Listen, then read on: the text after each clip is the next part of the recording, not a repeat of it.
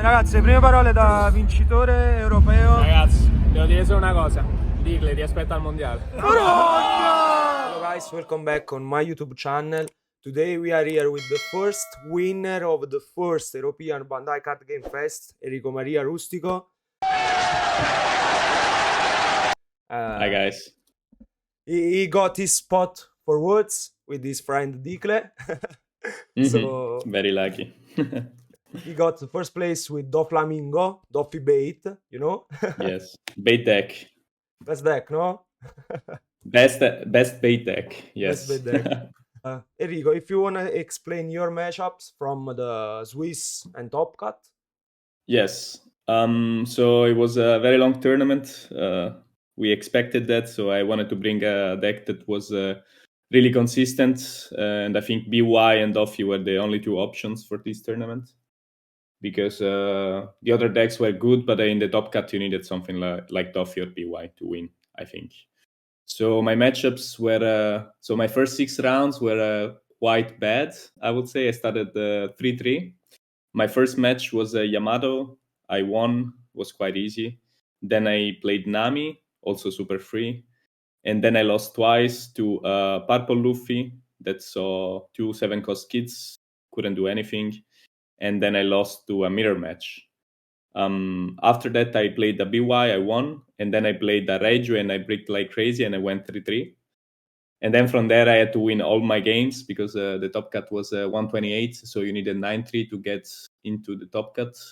And then I played, so I played another mirror match, a Bunny, then a BY, another mirror match, then a Lucci, and then another mirror match. So in the end, I played the 4 mirror matches, and then except for a BY twice, all the rest was one-off decks. I ended up 9-3. You find skilled the mirror match or? Yeah, it's very skilled because you need to always contest the board control, but you cannot take too much damage, otherwise they're gonna aggro you.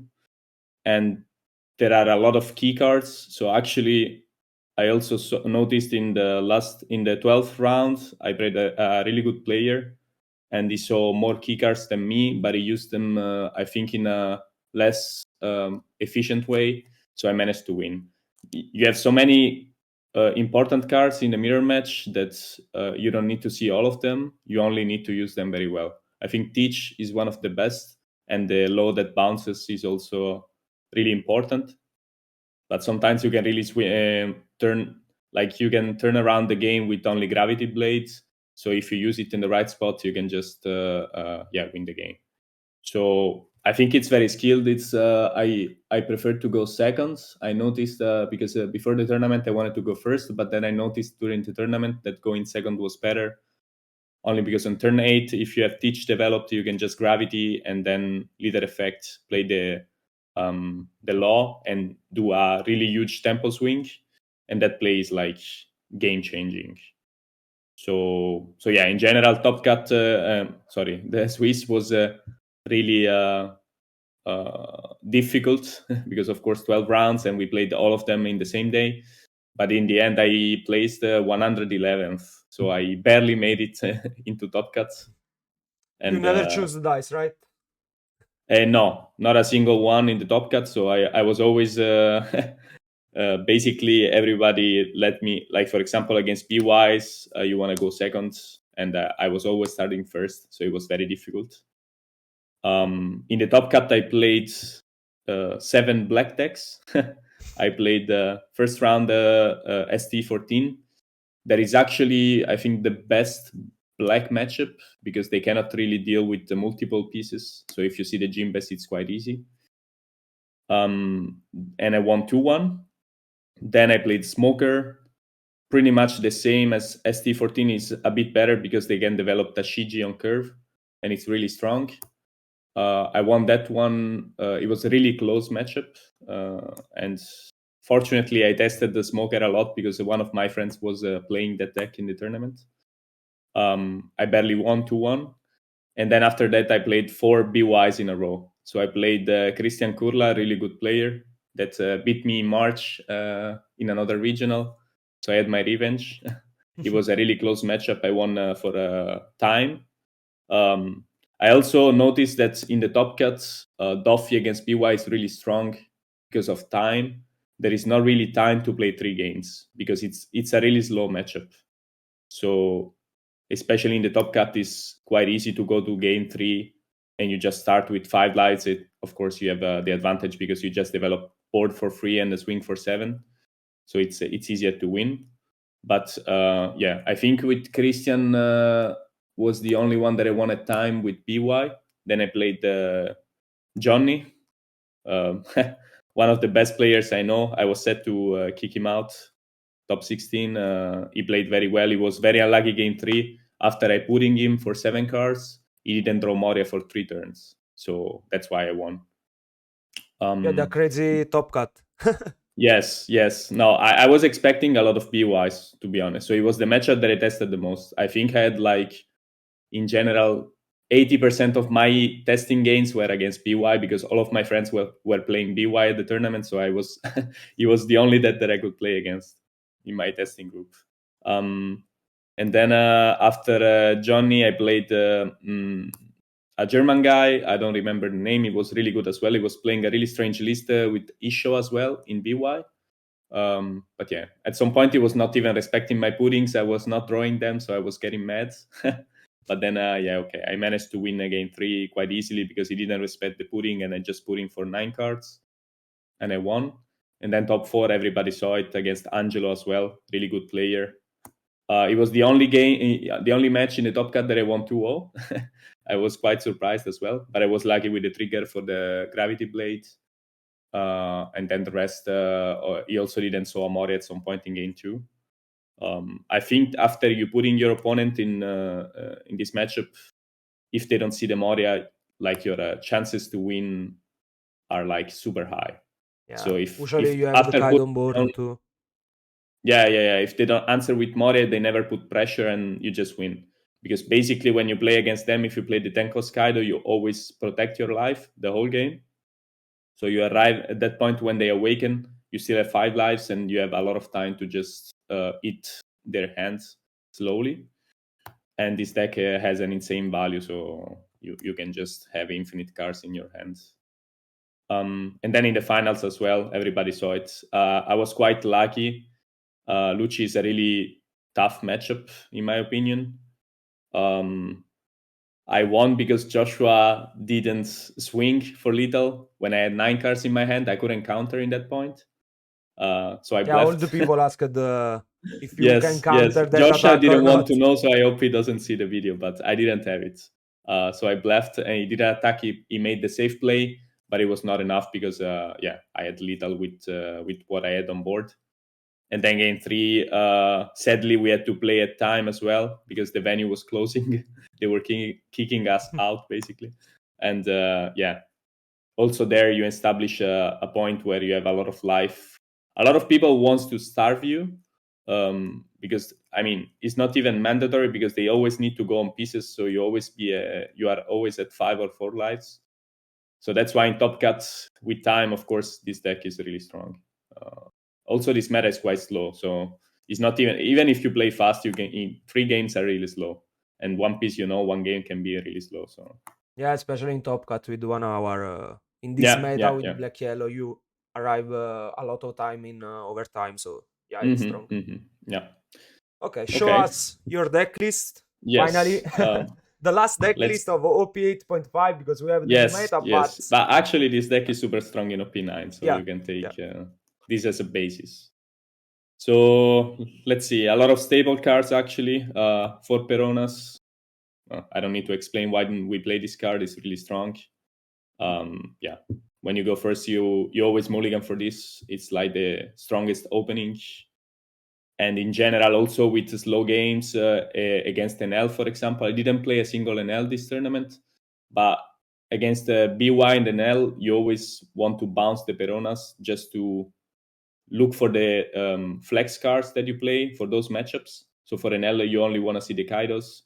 For BY, you want to see the bounces, the gravity blades, the Kaidos, and everything. So this is actually a searcher in those matchups because you also send on bottom. You don't care about the leader effect. You only want to see those cards.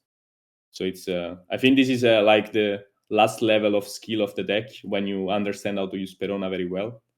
And this is something that I learned also during the tournament. I can say that during the tournament, I also learned some things that I didn't know about the deck by playing the deck. So it was also the good thing about having such a long tournament is that you also develop some skill. Against the BYs at the third and fourth BY, I was like a machine. Like I already knew everything. It was like automatic. I didn't even need to think. Next is Sengoku. I want to play 3 of these because I made the list with Mirko. Everybody knows Mirko, really strong player. But then he switched to BY, so shame on him. But I wanted the consistency when you go second is really strong to open Sengoku and Perona or double Sengoku.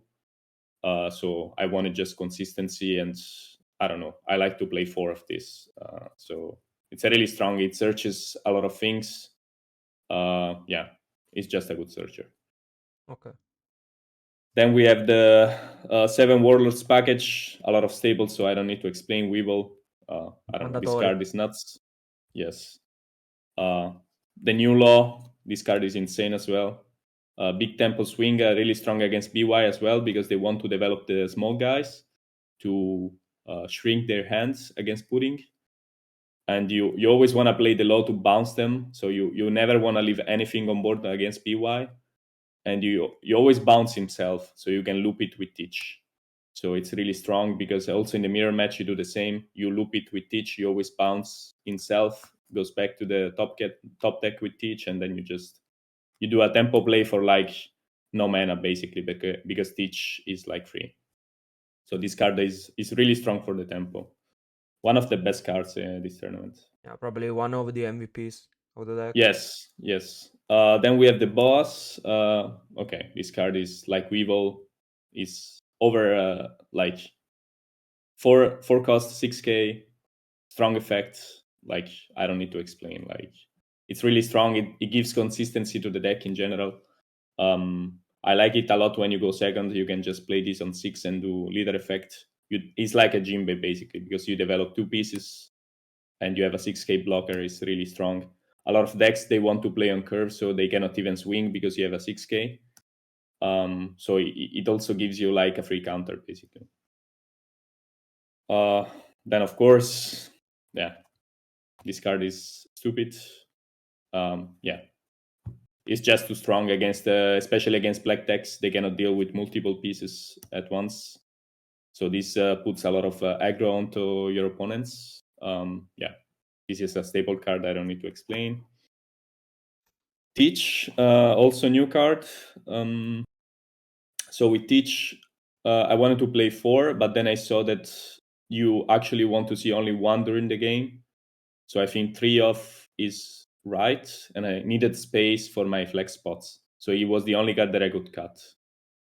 This card is really strong against BY, against mirror match, against a lot of matchups, just because you can loop the law, you can put the Jimbes on top, you can really decide your top deck without the Peronas. So it's a really good card. I think it's really strong against black yellow. We saw in the semi-final for the law.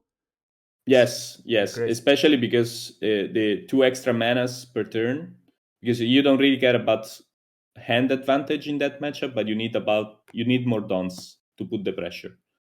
So the extra 2 dons per turn are really strong with each. Then we got the 2k counters. This is really something that, in my opinion, you can choose yourself. This is what I like. To be honest, I was playing Miok before, but I saw that it was basically useless. So I just cut it. I think the laws are good against Nami, and sometimes even against BY, if they really play around pudding and they always stay on 6, you can just drop it from the top deck and just use it to remove 1 card from their hand. And it's strong because it sends on bottom, so they don't even put it on the grave. Crocodile is also good against BY because you can just bounce the small guys. So if you don't see the law, you can just play Croco, activate the effect, bounce the small guy. So it does pretty much the same. But okay, in the worst case scenario. And then the buggy is just for consistency.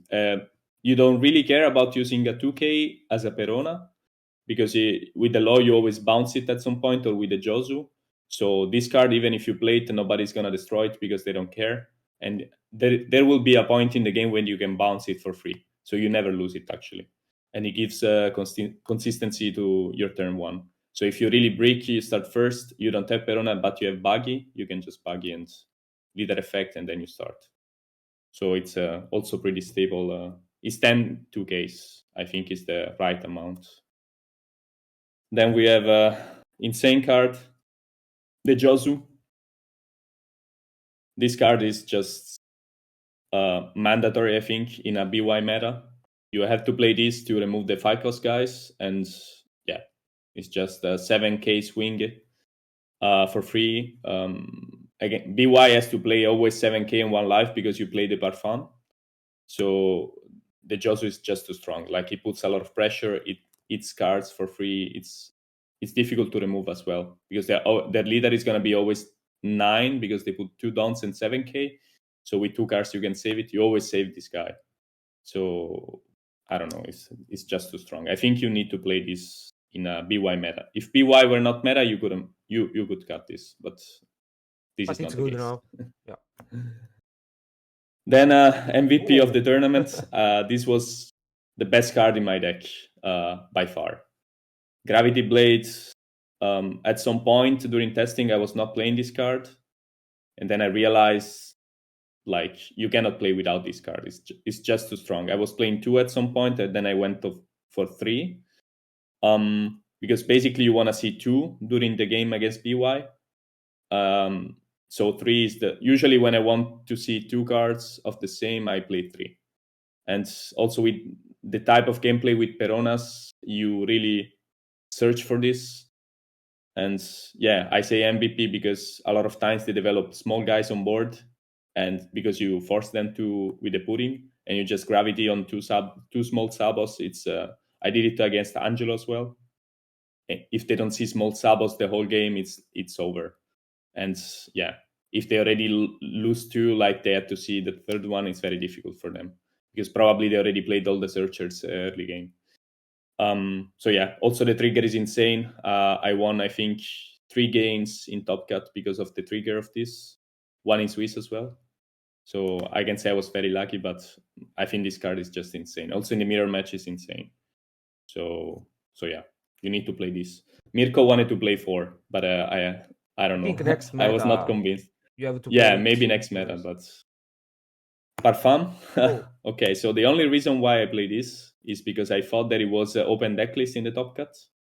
And if you play against BY, they see you don't play this, they go to 9K, you just lose the game. So you need to play this if it's open decklist. If it's not, I think you can cut this one because people will play around it anyways. I never casted this one a single time in the whole tournament. Never. So yeah, trash card. It's only here for open decklist. Then we got the 2 Kaidos. I wanted to play 3 of this because I expected more NL. In the end, I decided to go with 2 because I didn't have the third one. But I didn't play a single NL, so it was the right choice.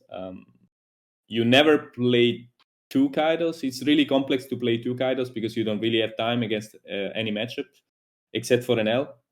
Even against BY, you don't have enough time to cast 2. So I think 2 is the right amount. You search for 1. Once you play the first one, yeah, your advantage is huge because they cannot remove it. It's impossible.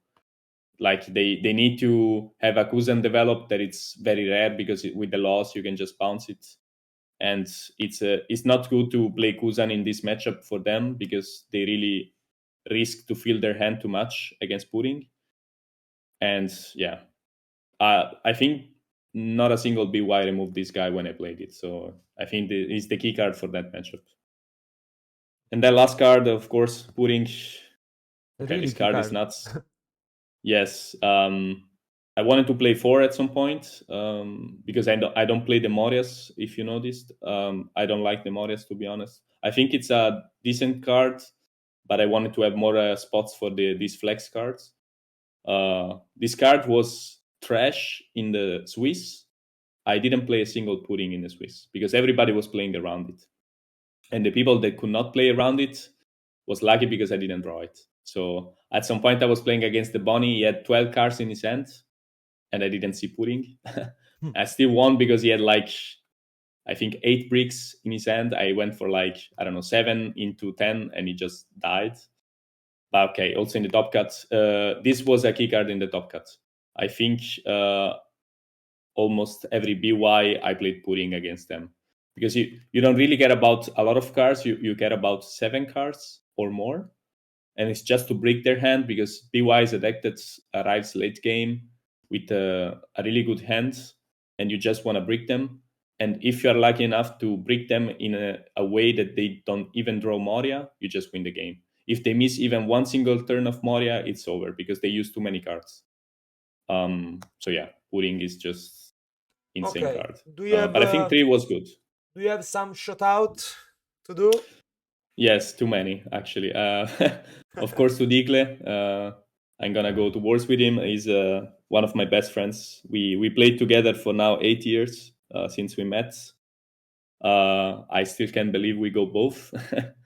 Shout outs to all my friends from Rome, from Carpi as well, from Napoli. To you, of course, Thank you. all the Mazzanielli group, everyone was really supporting, cheering for me the whole time. I was really happy to have a big group of people cheering for you. Is really nice, and everyone was nice to me, supporting me when I was 3-3 and crying.